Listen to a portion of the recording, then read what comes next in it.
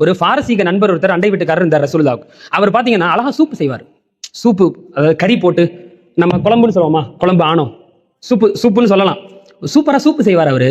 ஒரு நாள் என்ன பண்ணிருக்காரு, ரசூலுல்லாஹ்வுக்கு அந்த சூப்பை கொடுக்கணும்னு அவருக்கு ஆசை, விருந்து கொடுக்கணும்னு. ஸல்லல்லாஹு அலைஹி வஸல்லம் கிட்ட வந்து, யார ரசூலல்லாஹ், சூப்பு செஞ்சிருக்கேன், நீங்க வந்து குடிச்சிட்டு போனா நல்லா இருக்கும்னு நினைக்கிறேன் அப்படின்னு சொன்னார். ஸல்லல்லாஹு அலைஹி வஸல்லம் பாருங்க, வீட்டுல பாக்குறாங்க ஆயிஷா ரலியல்லாஹு அன்ஹா உட்கார்ந்திருக்காங்க. மனசு வருமா, சரி நான் மட்டும் போய் ஸ்பெஷலான சாப்பாடு சாப்பிட்றதுக்கு எப்படி மனசு வர ரசூலுல்லாஹ். உடனே ஸல்லல்லாஹு அலைஹி வஸல்லம் சொன்னாங்க, வஹாதிஹி, இஷாரா பண்றாங்க, வஹாதிஹி லி ஆயிஷா, ஆயிஷாவையும் கூட்டு வரட்டுமா அப்படின்னு ரசூலுல்லாஹ் இஷாரா பண்றாங்க. அந்த மனுஷரை பாருங்க, அது சூப்பு கம்மியா இருந்துச்சா என்னங்கிறது தெரியல. அவர் சொல்றாரு ஃபகால லா, இல்ல நீங்க மட்டும் தான் வரணுங்கிறார்.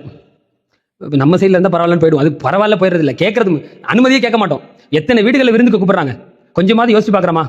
வீட்டில் ரசம் சோறு, ஆனா நம்மள ஹசரத் வாங்க இன்னைக்கு விருந்து அப்படின்னு கூப்பிட்டு பிரியாணி என்ன, மந்தி என்ன, அட்லீஸ்ட் ஒரு ஃபோன் பண்ணியேமா, ஒன்றும் இல்லை வீட்டில் ரசம் சோறு, திடீர்னு விருந்துக்கு கூப்பிட்டாங்க, வந்தா பிரியாணி இதெல்லாம் வச்சிருக்காங்க, உன் ஞாபகம் வந்துச்சு அப்படின்னு சொல்லி பாருங்களேன், உருகிடுவாங்க.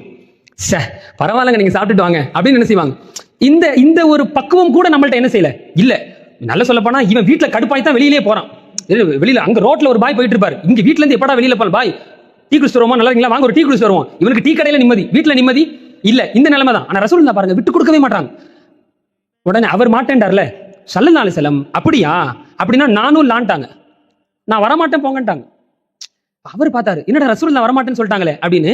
ரெண்டாவது தடவை வர்றாரு, ரெண்டாவது முறையா சொல்றாரு, யார சொல்லலாம், அந்த சூப்பு குடிச்சிட்டு போனா நல்லா இருக்குமே, இதை நான் அந்த கருத்தை சொல்றேன். அப்ப ரசூலுல்லாஹ் வஹாதிஹி யா ஆயிஷா, என் மனைவி ஆயிஷா கூட்டு வரட்டுமா. சரி ரெண்டாவது தடவையாவது அவர் என்ன செஞ்சிருக்கலாம். அப்பவும் சொல்றாரு லா, இல்ல உங்களுக்கு மட்டும்தான். உடனே ரசூலுல்லாஹ் எனக்கு மட்டுமா, அப்ப லா, அப்போ வரமாட்டேன், வந்தா யார் கூட தான் வருவேன், என் மனைவி. யோசிச்சு பாருங்க, இப்படி ரசூலுல்லாஹ் பேசிக்கிட்டு இருக்கிறத அவங்க கேட்டாங்கன்னா எப்படி இருக்கும். சே இப்படி ஒரு கணவனான மெச்சிக்க தோணுமா இல்லையா, அப்படி நாமளும் இருக்கணும். சரி இப்ப ரெண்டாவது தடவை ரசூலுல்லாஹ் சொல்லும் போதும் நம்ம ரசூலுல்லாஹ் மறுத்துட்டாங்க, ஆயிஷா வந்தா ஆயிஷாவோட வருவேன், இல்லைன்னா வரமாட்டேன்.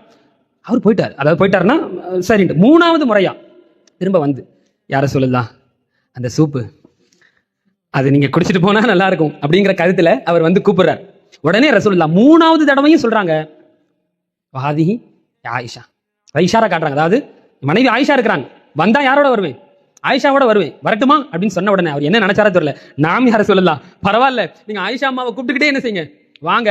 அனஸ் ரலியல்லாஹு அறிவிக்கிறாங்க பாருங்க, இந்த சொன்ன உடனே ரெண்டு பேருமே ஆயிஷா ரலியல்லாஹு அன்ஹாவும் ரசூலுல்லாஹ்வும் அந்த அவருடைய வீட்டுக்குள்ள ஃபகாமா யததாஃபஆனி ஹத்தா அதயா மன்சிலா, ரெண்டு பேருமே ஒருத்தர் பின் ஒருத்தர் வேகமா ஒருத்தர் உரசிக்கிட்டே அப்படி பின்னாடி போவாங்கல்ல, அப்படி சேர்ந்த நிலையில அந்த வீட்டுக்குள் நுழைந்தார்கள் அப்படின்னு அனஸ் ரலியல்லாஹு அறிவிக்கிறாங்க.